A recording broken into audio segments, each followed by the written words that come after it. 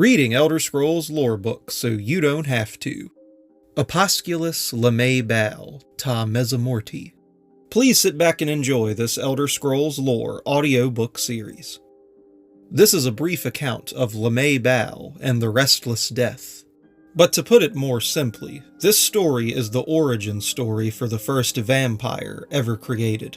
And I think it's only fair to give a trigger warning, as the story is quite vile and has some graphic imagery. So without spoiling too much, I'm sure you can get an idea. But okay, here's the vampire origin story for the Elder Scrolls. As brighter grows light, darker becomes shadow. So it passed that the Daedra Molag Bal looked on Arche and thought the Aedra prideful of his dominion over the death of man and Mer, and it was sooth.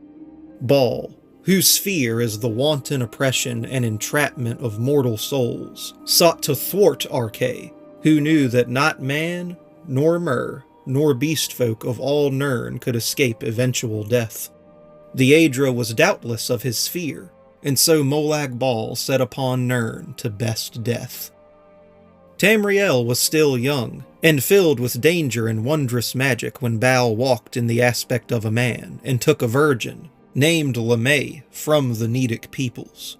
Savage and loveless, Bal profaned her body, and her screams became the shrieking winds which still haunt certain winding fjords of Skyrim. Shedding a lone droplet of blood on her brow, Bal left Nirn, having sown his wrath. Violated and comatose, Lamae was found by nomads and cared for. A fortnight hence, the nomad weird woman enshrouded Lamae in pall, for she had passed into death.